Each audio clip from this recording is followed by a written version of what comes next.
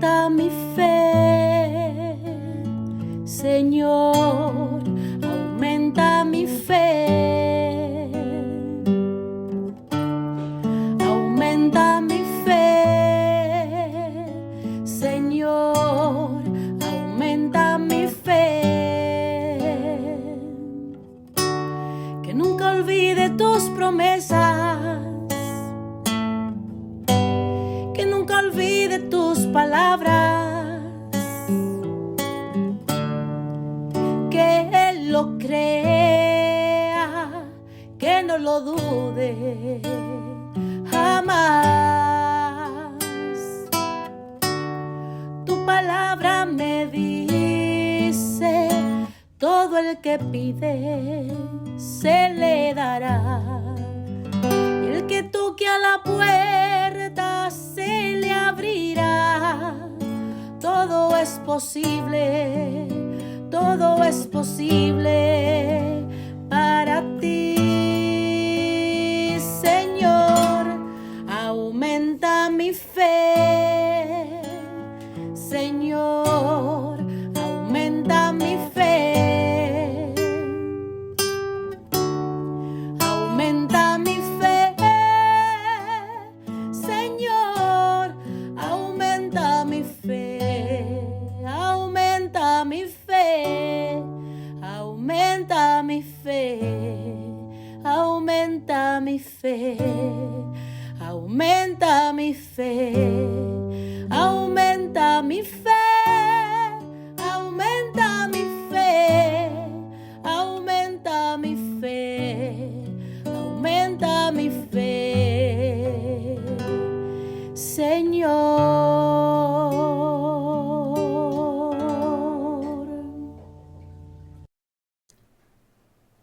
Saludos en este glorioso día y bendiciones a los creyentes que escuchan Jesús y María Radio, que están sedientos de la palabra de Dios. Les envío un saludo a su hermano Américo Tejada, de la parroquia San Simón Stack San José, que está localizada en el Bronx y pertenece a la Arquidiócesis de Nueva York. Estamos aquí todos los lunes y los domingos de 5 a 6 p.m. hora de Nueva York. A los hermanos y hermanas que viven en la ciudad de Nueva York, que quieran ponerse en contacto con su servidor, pueden llamarme al 718-933-5299. En este segmento de estudio bíblico titulado Crece en tu fe, estamos estudiando el Evangelio según San Lucas. El evangelista Lucas fue discípulo y compañero del apóstol San Pablo. Fue de origen antioqueño, era pintor y médico, buen conocedor de la lengua griega, hombre culto, escritor con mentalidad histórica. La tradición apostólica consideró desde el inicio este evangelio como texto sagrado inspirado por Dios. La identidad del evangelista Lucas, por consiguiente, es dinámica y quiere transformar los rasgos del creyente en los de aquel en quien se cree. Y este es Jesús, que es palabra de Dios, que reveló en el suyo el rostro del Padre. Este evangelio es el evangelio de la misericordia. Describe a Jesús como centro del tiempo. En Jesús se cumple tanto el pasado de la promesa hecha a Israel como el futuro de la salvación abierta a toda la humanidad.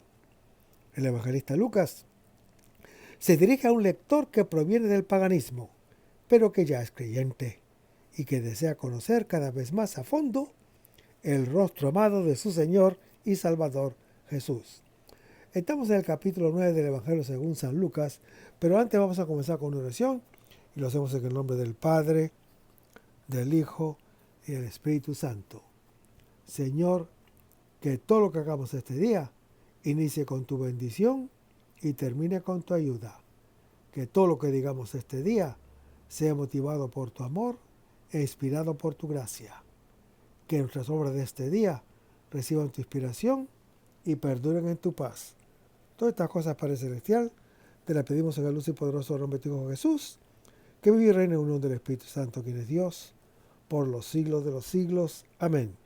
Los créditos de estudios bíblicos son dados al padre Silvano Fausti, a la Biblia de Jerusalén y a la hermana Evelyn Morán y su ministerio de música. A los hermanos y hermanas que viven en el Bronx, para invitarlos a nuestro ciclo de oración de la parroquia de San Simón Estac San José, que está localizada en el 2191 Valentine Avenue, esquina calle 182, comenzando con la misa a las 7:30 p.m. todos los viernes por la noche. Para anunciarles que también tendremos una misa de sanación el segundo viernes de cada mes a las 7:30 p.m., donde se impartirá el sacramento de la unción de los enfermos y también se orará por ellos. Así que traigan todos sus enfermos o vengan para orar por ellos. Habrá acceso para personas en silla de ruedas. También tendremos una hora santa con la exposición del Santísimo todos los jueves de 7 a 8 p.m. Así que están todos invitados. En el segmento anterior decíamos que todo el Evangelio es un comentario a estas palabras. Una catequesis sobre la Eucaristía, llegada y punto de partida de la misión, culmen y fuente de la vida cristiana, e introduce a cada creyente en los misterios de Dios, como lo anuncia Lucas en su capítulo 8, haciéndolo familiar con Él y haciéndolo participar del diálogo entre el Padre y el Hijo, según Lucas capítulo 10, hasta cuando por la siembra o el anuncio y la cosecha, que es la Eucaristía, sucesivos, Dios sea todo en todos, como lo anuncia el apóstol Pablo en su primera epístola a los Corintios, capítulo 15. Y su gloria sea testimoniada hasta los últimos confines de la tierra, como lo anuncia Hechos, capítulo 1. Además, hermano que me escuchas, el que distribuye ya no serán los apóstoles, sino los discípulos, que constituyen la ampliación del círculo de los 12 apóstoles en el espacio y en el tiempo. De todos modos, siempre es el mismo Señor Jesús que partió e iba dando, como lo hizo en la última cena, al dejarnos con anticipación el memorial del don pascual de sí mismo para todos nosotros los creyentes, como está descrito en Lucas capítulo 22. Su gesto, hermano que me escuchas, que ha comenzado ahora, continúa hoy. El pan partido, o sea, el cuerpo entregado en la cruz, es presentado continuamente. Es entregado y ofrecido en el servicio de los creyentes de todos los tiempos, que se reúnen en torno a Él con los frutos de su misión.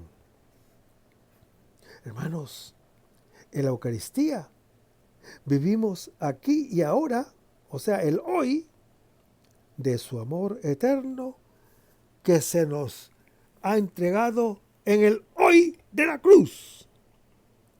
Es el don perfecto del Padre al creyente y del creyente al Padre celestial.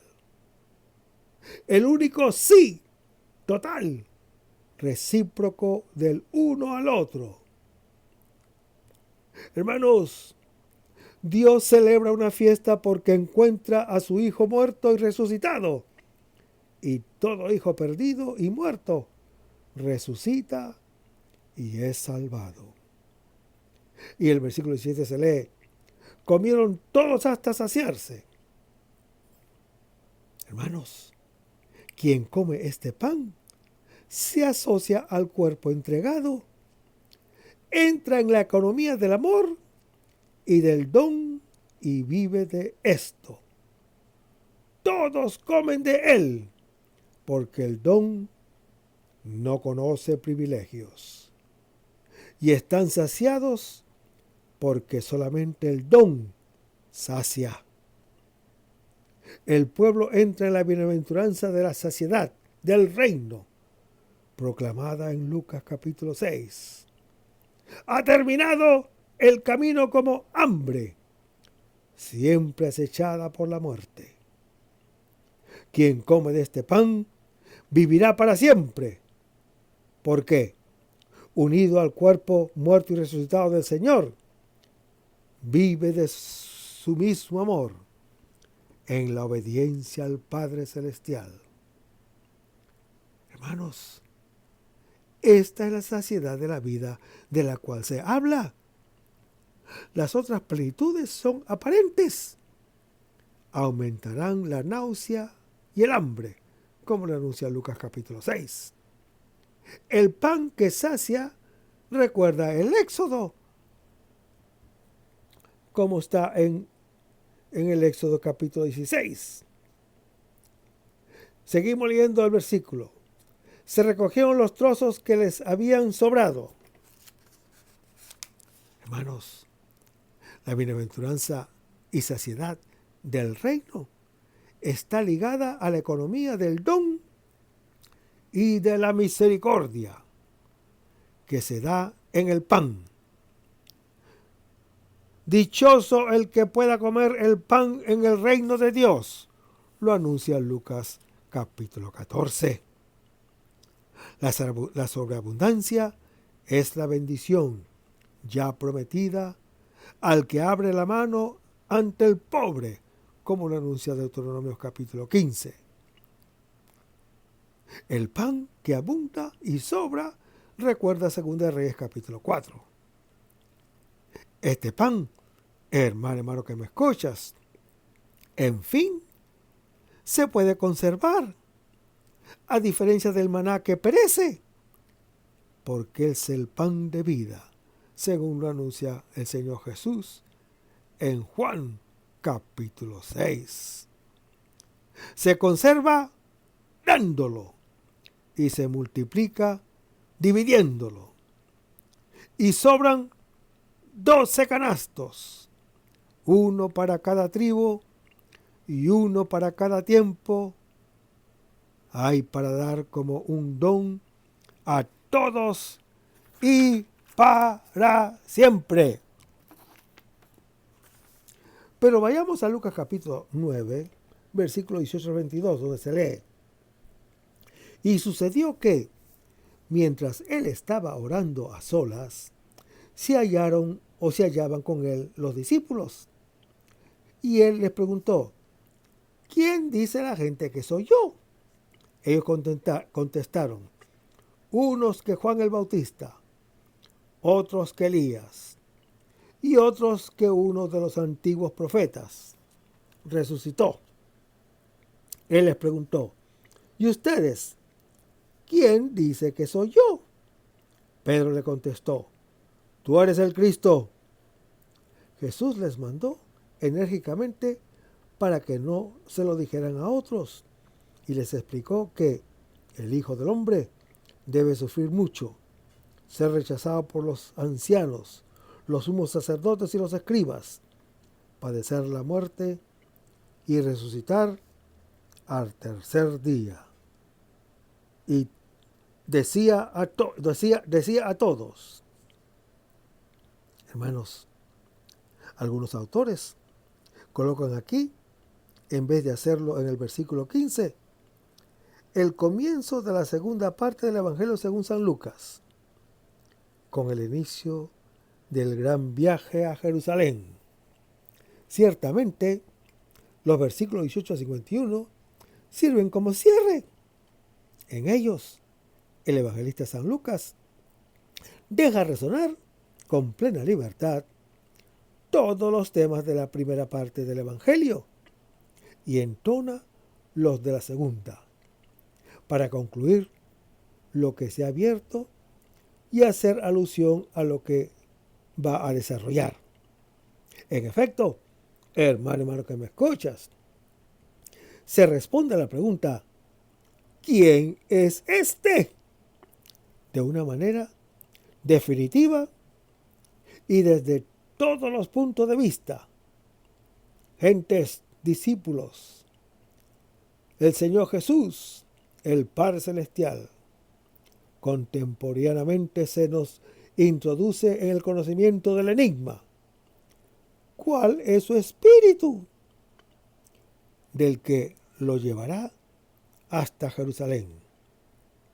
Muy diferente del que ya lo llevó para tentarlo en Lucas capítulo 4. Antes iban a donde él para escuchar y quedar curados, según Lucas capítulo 6. Y ahora, ya curados del mal y de la desobediencia, están llamados a ir en pos de él y ver el reino de Dios. Hermanos, la palabra andar, o sea, venir, viene a ser el hilo conductor del relato con una meta precisa. Jerusalén. Se trata del viaje largo para el cual ahora tenemos el pan, como lo describe 1 Reyes capítulo 19. En los capítulos 9 se hablará del Espíritu del Señor Jesús, que es que el discípulo del Señor Jesús debe seguir. En los capítulos 14 al 16, Él se da a conocer como el don de la misericordia de Dios en Jesús, que se expresa en la capacidad del creyente de ser a su vez misericordioso. Es volver al tema grande de que habla Lucas capítulo 6. De estos versículos en adelante, el evangelista Lucas salta muchos versículos que habla el evangelista Marcos. Es la gran omisión donde deja caer duplicados o material no comprensible fácilmente para sus lectores. Así vuelve a unir directamente el don del pan, la capacidad de reconocer al Señor y de realizar el viaje, según Lucas capítulo 24. Bien mantiene o omite, según si sirve o no a su punto de vista teológico, que es el de unir la oración con el hecho de ser sacado del mundo. La respuesta está reservada a los discípulos que han estado con él y aceptan ser cuestionados por él. Ella queda incompleta y debe quedar abierta a la revelación ulterior que él hará de sí mismo. Encerrarse en su propia respuesta es una tentación diabólica por excelencia, lo anuncia Marcos capítulo 8. En este trozo se realiza el paso entre el conocimiento religioso del Señor Jesús, según la carne, y un conocimiento en la fe, según el Espíritu Santo, que Dios concede a los creyentes. Estos deben reconocerlo como novedad absoluta, como el ungido de Dios. En este punto, el Señor Jesús revela su misterio más profundo, el misterio del pan partido, su muerte y resurrección. Así responde plenamente a la pregunta: ¿quién es este que exige obediencia? En este punto, el creyente obediente se asocia a él, forma parte de su familia y come ese pan que es la fuerza en el santo viaje, como lo anuncia el Salmo 84. El nudo central, evidenciado por el evangelista Marcos como choque en Marcos capítulo 8, es el paso de la respuesta del apóstol San Pedro a la de Cristo. Se pasa de un mesianismo glorioso al del siervo que se entrega al Padre Celestial. Es el misterio de la cruz, que discrimina la fe en el Señor Jesús. Es el escándalo que exige una conversión profunda y continua. La fe es el seguimiento del Señor. La fe y el seguimiento del Señor se deciden en este apuro. Y el versículo 18 se lee: sucedió que mientras él estaba orando, hermanos, el evangelista Lucas omite la indicación topográfica: Cesarea de Filipo. El único lugar geográfico que interesa de aquí en adelante es la referencia a Jerusalén. En cambio, añade el lugar teológico donde comienza el camino, su fuente, el estar en oración. Así como después del bautismo, antes de bautizarse en la realidad humana, así también aquí lo vemos en oración, antes de bautizarse y sumergirse en la voluntad del Padre, como lo anuncia Lucas capítulo 12. La oración no se presenta como principio de la acción del Señor Jesús a favor de los creyentes, como fuente de la cual brota la iglesia, ahora como fuente de su misma vida en la escucha del Padre Celestial. Esta comunión suya con el Padre es el principio y el fin de toda su actividad, y es lo que nos revela y de lo que nos hace partícipes, según Lucas capítulo 10. El Señor Jesús se nos presenta mientras ora y los discípulos estaban a solas con él. Después del don del pan, ellos son sacados del mundo porque la Eucaristía los absorbe con él en la soledad única de un diálogo de hijo con el Padre. Hermanos, la oración es el lugar solitario e íntimo del amor del Señor Jesús al Padre Celestial. Ese amor del cual Él ha tenido o ha venido a hacernos partícipes es el lugar donde se encuentra a todos los creyentes, precisamente porque está junto al Padre. Esta oración es la soledad con el Padre Celestial, a la cual el pan nos asocia. Es el lugar donde Él nos interpela y nos revela. Hasta ahora era el hombre el que se interrogaba acerca del Señor Jesús y lo interrogaba.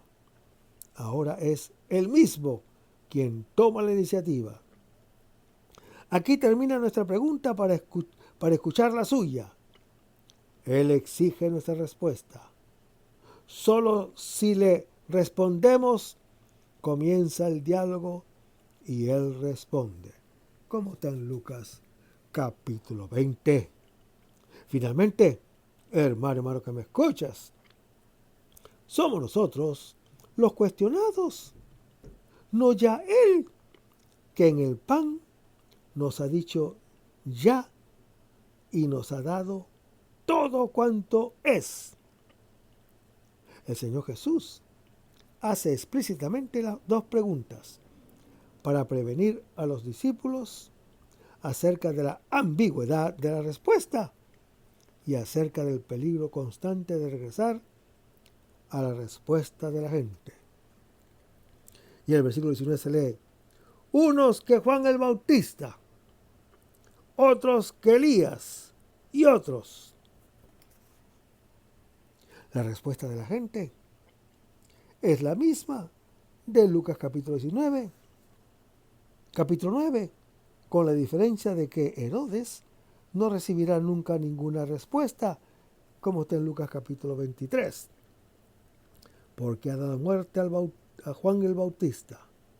En cambio, la gente sí responde a su llamamiento de convertirse, después de recibir la revelación del Señor Jesús, como lo anuncia Lucas capítulo 20. Herodes, en el evangelista Lucas, es figura del enemigo, que trabaja en los tres tiempos de la historia de la salvación. En el tiempo de Israel, amordaza la boca y corta la garganta a la profecía, como está en Lucas capítulo 3. En el tiempo del Señor Jesús, averigua acerca de él, escucha y quiere ver, según lo anuncia Lucas capítulo 9. Lo busca para darle muerte en Lucas capítulo 13 y lo encuentra para anularlo y burlarse de él en Lucas capítulo 23. En el tiempo de la iglesia, encarcela al apóstol San Pedro y al apóstol San Juan en Hechos capítulo 4. Da muerte a Santiago, el apóstol, y arresta al apóstol Pedro en Hechos capítulo 12. Por eso, su muerte es manifestación visible de la muerte que lleva dentro, en el momento en que se hinchó y pudo pensar que era grande, como Dios. Se deshinchó, roído por los gusanos, según Hechos capítulo 12. Se vuelve a tomar y sintetizar la respuesta de la gente. El Señor Jesús es un profeta resucitado. Esta es una alusión importante para el lector. En efecto, introduce en el centro de la revelación del Señor Jesús, profeta muerto y resucitado. El error consiste en identificar al Señor Jesús con una figura del pasado. El aspecto positivo es de que este pasado contiene la promesa de Dios y su palabra de resurrección. El error es el de detenerse en el cartel indicador sin seguir su indicación. Por eso los discípulos serán los herederos espirituales de la promesa de vida, mientras a los otros les quedará solamente la letra que mata, como lo anuncia el apóstol San Pablo en su segunda epístola a los Corintios, capítulo 3. Y el versículo 20 se lee: ¿y ustedes, quién dice que soy yo? La respuesta no se da por descontada. Es importante anotar que ahora no es la gente la que se interroga acerca del Señor Jesús, sino que es el mismo Señor Jesús que interroga a los discípulos. El discípulo está constituido por este interrogante. No cuestiona a Jesús y acepta ser cuestionado por él. El Señor Jesús pregunta y el discípulo responde. Mientras somos nosotros los que presentamos nuestras preguntas, no tendremos nunca respuestas acerca de su novedad. Responderemos según lo que para nosotros es obvio. En efecto, hermano que me escuchas, la pregunta contiene preventivamente la respuesta. Debe finalmente callar nuestra pregunta para escuchar la suya. Termina así nuestra respuesta y estamos en condiciones de acoger la suya. Al interrogarse y al interrogar sucede el dejarse interrogar. Hermanos, los discípulos son llamados ustedes con una distinción neta con respecto a la gente. Sus palabras acerca del Señor Jesús no serán respuesta a una pregunta de ellos, sino a la suya, dirigida a ellos comunitariamente. El ustedes es eclesial. La respuesta a esta pregunta hace la iglesia. Seguimos leyendo el versículo. el Cristo de Dios. Hermanos, el apóstol San Pedro responde expresando la fe de la iglesia. En el evangelista Lucas, la función petrina es muy evidenciada. Por eso, tal vez se omite la discusión que habla Marcos capítulo 8 y se menciona más adelante su encargo de confirmar en la fe a los hermanos, como está relatado en Lucas capítulo 22. Su respuesta reconoce en el Señor Jesús al Cristo, el Mesías esperado, el que ha de venir según la promesa de Dios, como está en Lucas capítulo 23. Aunque dude de Dios, su espera en realidad es todavía más según los deseos del hombre que según las promesas de Dios. Pero Dios atiende sus promesas, no nuestros deseos. Por eso, el Señor Jesús, como ungido de Dios, defrauda las expectativas mesiánicas del hombre, según Lucas capítulo 23. En efecto, hermano que me escuchas, Él no es el esperado por el hombre. Es el pero de Dios a cualquier expectativa, que no puede ser sino falsa y negativa, porque es dictada por el miedo. Es el ungido que viene de Dios y vuelve a Dios y nos lleva consigo a nosotros hasta Dios. Por eso su obra es salvación y realiza lo que nosotros no nos atrevíamos a esperar de un modo que no sabríamos pensar. Y en el versículo 21 se lee: les mandó enérgicamente. Parece extraño que el Señor Jesús reprenda a los discípulos después de la respuesta del apóstol Pedro. ¿Considera acertada o no la fe en Él como Mesías? No es correcto plantearse el problema de este modo. Al reprender a los discípulos, como los demonios que revelan su identidad, Él exorciza todo mesianismo, inclusive si es un mesianismo verdadero, porque parcialmente tiene siempre errores. El de Dios resbala siempre hacia abajo y cae infaliblemente en la trampa satánica del pensamiento del hombre. Solo con este exorcismo la fe se mantiene abierta a la revelación del misterio de la cruz.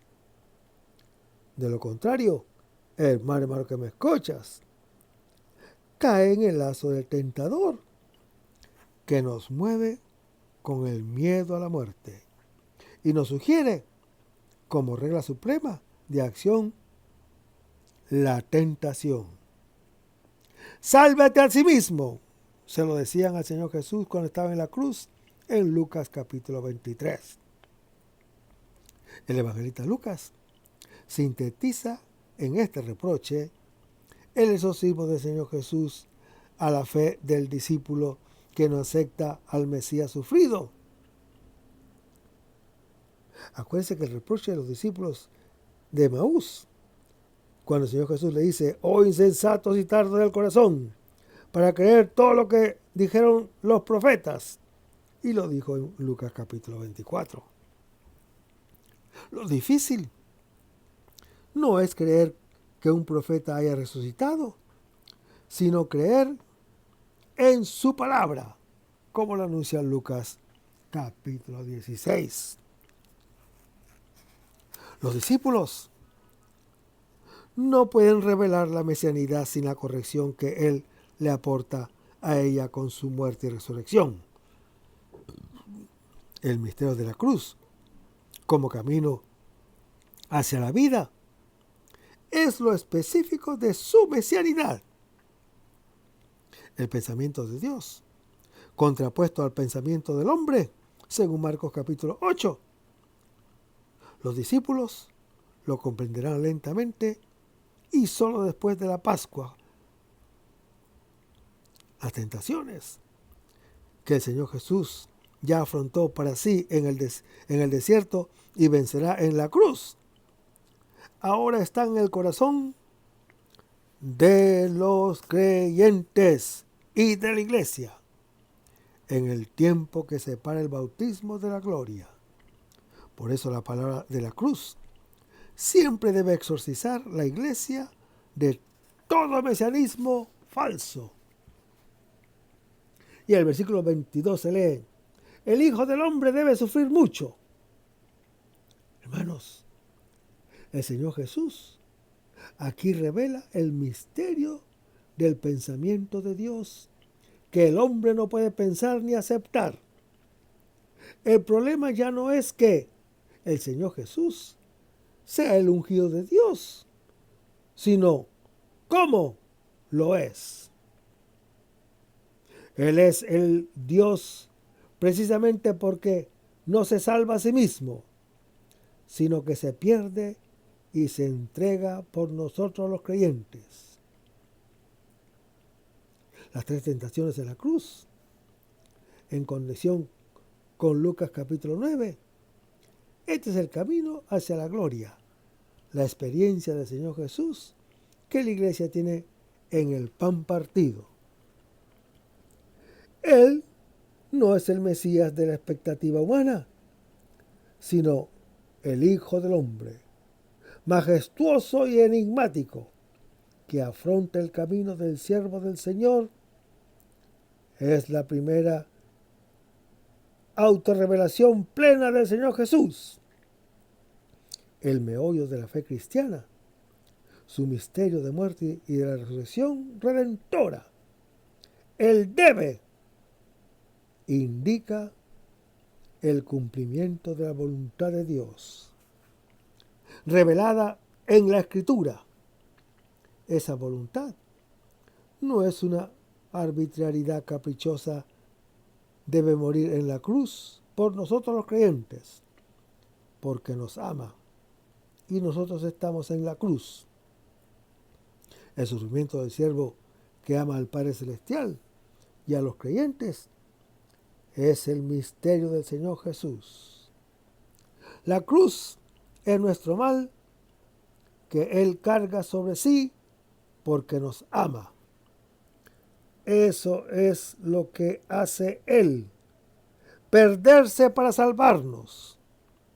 Su sufrimiento es productivo por todas esas formas de mal que nosotros, en nuestro miedo, hemos inventado para salvarnos. Los ancianos, los sacerdotes y los escribas representan respectivamente el tener, el poder y el saber, la riqueza, la vanagloria y la soberbia, que son parientes estrechas de las tres concupiscencias del fruto del Génesis capítulo 3, que es bueno, hermoso y apetecible. Expresan el pensamiento del hombre en el intento de salvarse de su desnudez, que ya no es aceptada. Este miedo de la limitación es el origen de toda perdición, porque lo lleva a apoderarse de las cosas, de las personas y del mismo Dios. Para llenar su vacío, alarga la mano sobre todas las cosas, todo lo toma, lo come, lo mata y lo trastorna en su muerte. El Señor Jesús es lo contrario del viejo Adán, el avaro, como lo anuncia Filipenses capítulo 2, y nos revela el rostro de un Dios que todo lo da por amor al creyente, que es su criatura. Por eso el poder lo rechaza y luego le da muerte. Pero la última palabra no le corresponde a la muerte, sino a aquel que dijo la primera, que fue creadora. Así la vida será el don de Dios a su siervo fiel. Su respuesta a la muerte del Hijo de Dios, que nosotros, infelices, le hemos proporcionado. Hermanos, el enigma de la muerte del Señor Jesús fue el objeto principal de las explicaciones del Señor Jesús resucitado. Se puede notar un crecimiento en la comprensión de la fe de este misterio. Es defraudar la esperanza humana. Esperábamos, como dijo Lucas capítulo 24. Es un incidente trágico en el trabajo al cual Dios de un modo admirable pone remedio. Los hombres malos le han dado muerte, pero Dios lo ha resucitado. La piedra desechada se ha convertido en piedra angular, como lo anuncia Lucas capítulo 20. Es un paso obligado a la gloria. Era necesario que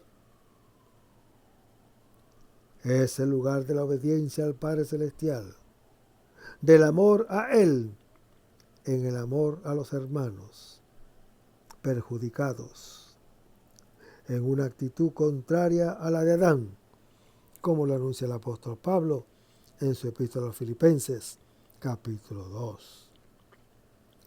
Es el don del reino, señal máxima de su amor, como lo anuncia Romanos capítulo 5. Rescate de los pecados, según 1 Corintios capítulo 15. La misma revelación de Dios que es amor, según 1 Juan capítulo 4. Allí conocemos quién es Él. Cuando hayamos levantado el Hijo del Hombre, entonces sabrán que yo soy, lo dice el Señor Jesús en Juan capítulo 8. Al punto se desarrolla especialmente en la figura del siervo de Yahvé, el justo que sufre, que sirve como filigrana en el relato de la pasión, como lo anuncia Lucas capítulo 23. El punto que fue desarrollado especialmente por San Juan sirve de trasfondo al por qué el Señor Jesús murió. Él no salva si se salva a sí mismo, sino que se pierde por solidaridad con nosotros los creyentes, que estamos perdidos. Es el amor de Dios, solidario con nuestro mal, y nos entrega su reino. Hermanos, este rostro del Señor Jesús, el Hijo obediente del cual aquí se trazan los rasgos netos y duros, será objeto de todos los cuidados de parte del iconógrafo Lucas en toda la segunda parte del Evangelio. Él quiere precisamente llevarnos a ver ese rostro que es nuestra salvación. Y el versículo 9, pero vayamos a Lucas capítulo 9, versículo 23 al 27, donde se lee: si alguno quiere venir en pos de mí, niéguese a sí mismo, tome su cruz de cada día y sígame. Porque quien quiera salvar su vida, la perderá. Pero el que la pierda por mí, la salvará. ¿De qué le sirve al hombre ganar el mundo entero, perdiéndose uno mismo o acabando consigo? Porque quien se avergüence de mí y de mis palabras, también el Hijo del Hombre, cuando venga en su gloria y con la gloria de su Padre, acompañado de los santos ángeles, se avergonzará de él. Yo les aseguro que algunos de los aquí presentes no gustarán la muerte hasta que vean el reino de Dios. Hermanos, el partir el pan revela al discípulo: juntamente con el de Cristo, su mismo rostro. Es su reproducción fiel, el retrato vivo. En efecto, tomar este pan significa vivir de Él y como Él, en el camino idéntico de pasión y resurrección. El camino del reino es el de la cruz, tanto para el maestro como para el discípulo. Este discurso se dirige a todos, inclusive a los que en el futuro toman de los 12 canastos de sobra de este único pan partido. Estas palabras del Señor constituyen el ápice del camino de escucha y llevan al oyente al umbral de la visión. El pasaje es una profecía acerca del discípulo. Él vive en carne propia la misma pasión del Señor que él acaba de anunciar. La transfiguración que sigue es el anticipo de la resurrección, como una gloria que se propone para afrontar la cruz, según el dinamismo de Filipenses capítulo 3. Estos 5 dichos del Señor Jesús son un compendio de vida cristiana, el espejo de la palabra de Dios a la cual el discípulo debe conformar el propio rostro, según lo anuncia Jueces capítulo 1. Nuestra vida actual y futura lleva impresos los rasgos del Señor Jesús, el Hijo muerto y resucitado. Los que estén marcados con la cruz sobre la frente serán salvados. Es el sello de pertenencia a Dios en el Señor Jesús. Lo anuncia Apocalipsis capítulo 7 y Ezequiel capítulo 9. Hermanos, el discípulo, incorporado por el bautismo al cuerpo de Cristo, del cual en la Eucaristía vive, encuentra la misma lucha y las mismas tentaciones del desierto y de la cruz de aquel a quien sigue. Salvar la propia vida, ganar el mundo, llegar a la gloria sin pasar a través de la cruz. El que come y vive del pan partido es, como el Señor Jesús, mártir del amor del Padre Celestial. Pero, en la medida en que es asociado al escándalo de la cruz, lo es también a la visión bienaventurada de su reino. El evangelista Lucas, por cuanto sitúa en lo cotidiano la Eucaristía, así habla de la cruz cotidiana. El martirio de la cruz se proyecta hacia atrás en toda la vida, que es precisamente testimonio, o sea, martirio. Es más difícil vivir para Cristo que como Cristo, que pretender morir por Él como Él. La salvación está ligada al presente en la obediencia a su palabra. En los Hechos de los Apóstoles, vemos que los discípulos continúan en la propia vida, la del Señor Jesús, y lo testimonian con valentía. Se puede decir que el libro de los Hechos de los Apóstoles es un gran comentario a estos dichos que terminan con la promesa de ver el reino, seguida de inmediato por la transfiguración. Ya todo está contenido en la bienaventuranza de Lucas capítulo 6. Los discípulos la experimentan el día 8. Es el día del Señor, al cual los traslada el pan partido, memorial de su muerte y anticipo de la gloria futura. La escatología se hace historia y desarrolla su función, que es la de ser su motor y no evasión. Por otra parte, hermano que me escuchas, toda historia es historia en cuanto tiene una finalidad y tiene la calidad de esta finalidad. Y en el versículo 23 leemos, decía a todos. Hermanos, el Señor Jesús se dirige no solo a la gente y a los discípulos allí presentes, sino a todos, sin excluir a ninguno, hasta los últimos confines de la tierra, como lo anuncia Hechos capítulo 1. Después de habernos revelado su rostro, nos revela a nosotros el nuestro. Es el mismo rostro único porque nosotros, que con el rostro descubierto, reflejamos como en un espejo la gloria del Señor. Nos vamos transformando en esa misma imagen, cada vez más gloriosa. Así es como actúa el Señor, que es Espíritu. Lo anuncia el apóstol Pablo en su segunda epístola a los Corintios, capítulo 3. Seguimos leyendo el versículo. Sí. La finalidad es ir en pos de Él, que es el ungido de Dios, en su camino hacia la gloria.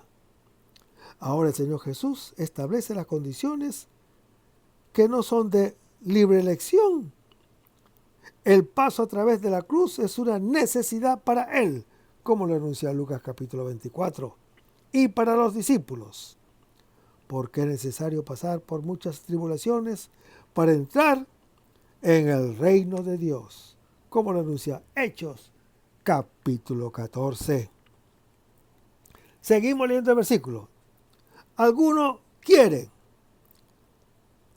ir en pos de Él para estar siempre con el Señor, como lo anuncia 1 Tesalonicenses capítulo 4. Es el acto supremo de la voluntad y de la libertad del creyente que brota del don de la Eucaristía. Seguimos leyendo el versículo. Venid en pos de mí. Es la persona del Señor Jesús. Mí, a quien el discípulo busca. Por eso lo sigo donde quiera, porque mi vida es Cristo, lo anuncia el apóstol Pablo en su epístola a los Filipenses, capítulo 1. No vivo yo, sino que Cristo que vive en mí, lo anuncia Gálatas capítulo 2. Mi vida no está oculta. Mi vida está oculta con Cristo en Dios, lo anuncia Colosenses capítulo 3. El amor hacia Él que me amó primero, lo anuncia 1 Juan capítulo 4. Me impulsa a mí hacia Él, porque el amor tiene la propia vida en el amado. Hermanos, el cristianismo se califica por este amor al Señor Jesús, más fuerte que cualquier otro, más que el de un padre, más que el de una madre, más que el de una esposa, más que el de unos hijos, y por más que la misma vida propia, lo anuncia Lucas capítulo 14. El Antiguo Testamento se seguía a Dios. En el Antiguo Testamento se seguía a Dios y a su palabra. Ahora se sigue al Señor Jesús, porque su carne es la misma palabra de Dios que se ha hecho escucha. Mientras el loco ama las ideas, el fetichista ama las cosas y el egoísta ama a sí mismo, colocando respectivamente como absoluto las ideas, las cosas y a sí mismo. El creyente libre es aquel que sabe amar a una persona. Amar quiere decir seguir del propio yo, descentrarse, dejar de pensar en sí mismo y quedarse en el mundo. Y el resto, hermano que me escuchas, lo vamos a ver en el próximo segmento. Manténganse en sintonía. Vamos a despedirnos con una oración y lo hacemos en el nombre del Padre, del Hijo y del Espíritu Santo. Señor Jesús, ayúdanos a conservar el fervor espiritual, la dulce y confortable alegría de evangelizar, incluso con el que se mete lágrimas, como Juan el Bautista, como lo hicieron los apóstoles Pedro y Pablo y los otros apóstoles, y también esa gran multitud de evangelizadores que se han sucedido a lo largo de la historia de la Iglesia Católica, con un ímpetu interior que nada ni nadie sea capaz de extinguir. Señor Jesús, que es esta la mayor alegría de nuestras vidas entregadas al Evangelio. Y ojalá que el mundo actual pueda así recibir la buena nueva de tu Evangelio, porque tenemos la tarea de anunciar el reino de Dios y de implantar tu iglesia en este mundo que todavía no te conoce. Todas estas cosas, Padre Celestial, te las pedimos en el luz y poderoso nombre de Jesús, que vive y reina uno del Espíritu Santo, quien es Dios, por los siglos de los siglos. Amén. Hasta el próximo segmento. Que el Señor nos bendiga.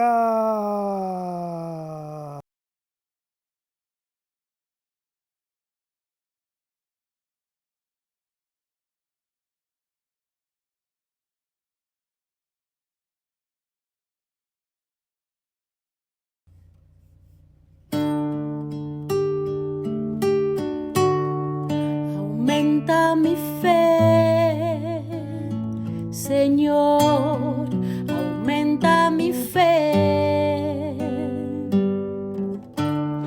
Aumenta mi fe, Señor, aumenta mi fe.